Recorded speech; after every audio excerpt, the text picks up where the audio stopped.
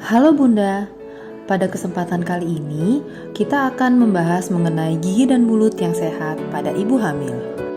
Ibu hamil harus mencapai kesehatan gigi dan mulut yang optimal, maka harus dilakukan perawatan secara berkala agar mendukung kesehatan selama masa kehamilan.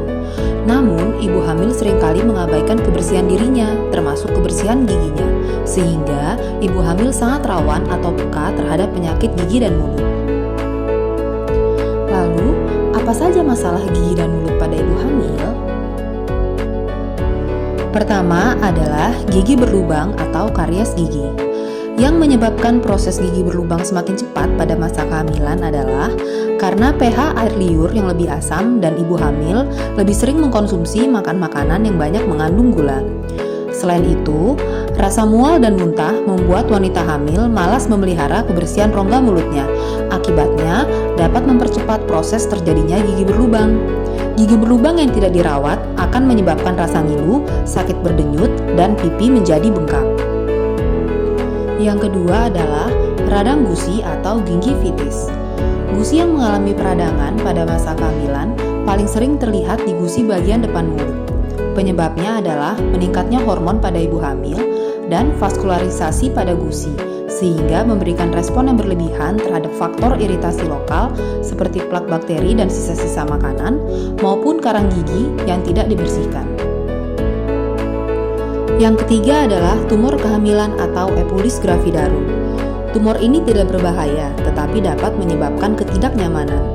Biasanya berkembang pada trimester kedua dan sering terlihat pada gusi rahang atas. Penyebab pastinya tidak diketahui, namun faktor utamanya adalah kebersihan mulut yang buruk.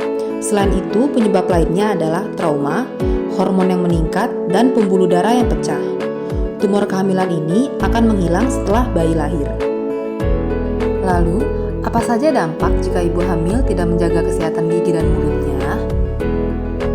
Pertama adalah kelahiran bayi prematur. Ibu hamil sangat rentan mengalami gusi berdarah, sehingga jika kebersihan mulut tidak dijaga, akan rentan mengalami infeksi gusi atau jaringan penyangga gigi. Infeksi ini akan mengalami peradangan yang akan menyebabkan prostaglandin meningkat. Prostaglandin ini akan memicu terjadinya kontraksi dinding rahim, sehingga menyebabkan bayi lahir prematur. Kedua adalah berat badan lahir rendah. Ibu hamil yang mengalami peradangan pada jaringan penyangga gigi akan menyebabkan produk peradangan menyebar ke aliran darah, sehingga menyebabkan bayi lahir prematur, sehingga bayi akan lahir dengan berat badan yang rendah. Ketiga adalah kurangnya gizi ibu hamil.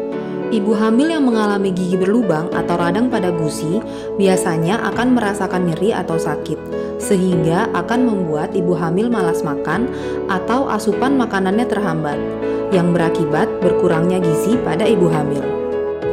Namun, Bunda dapat mencegah masalah-masalah tersebut dengan cara: pertama, melakukan penyikatan gigi dan menggunakan benang gigi.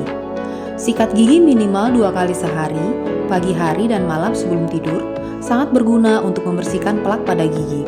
Sedangkan penggunaan benang gigi akan menghilangkan sisa makanan yang menyangkut di celah gigi.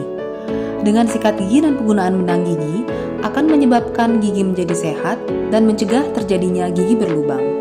Namun, Bunda jangan langsung menyikat gigi setelah muntah ya, karena pada saat muntah, cairan asam lambung akan naik, sehingga suasana rongga mulut menjadi lebih asam. Hal ini akan menyebabkan gigi mudah terkikis, sehingga lebih beresiko gigi mudah berlubang. Oleh karena itu, Bunda sebaiknya berkumur dulu dengan baking soda hingga suasana rongga mulut menjadi netral. Bunda jangan lupa makan makanan bergizi ya. Pertama adalah makan makanan yang mengandung kalsium dan fosfor. Kalsium dan fosfor berguna untuk pembentukan dan kepadatan tulang dan gigi. Kalsium dan fosfor terdapat pada susu, ikan, telur, dan daging-dagingan. Berikutnya adalah makanan yang mengandung vitamin A. Vitamin A berguna untuk perbaikan dan pertumbuhan jaringan. Vitamin A terdapat pada buah-buahan seperti apel, pepaya, ataupun pisang. Berikutnya adalah vitamin C dan D.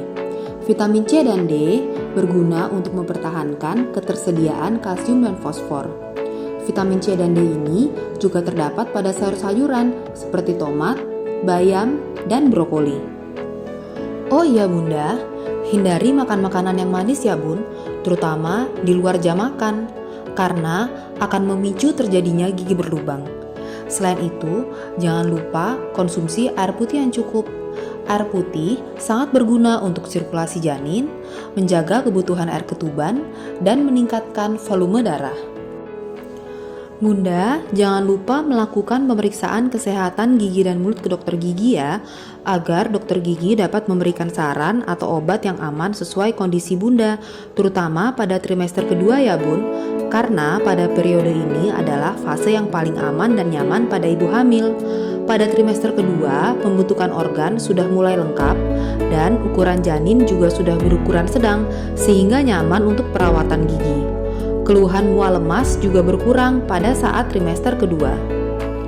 Sekian informasinya Bunda. Selamat menjalani masa kehamilan ya Bun, dan jangan lupa bahagia. Terima kasih.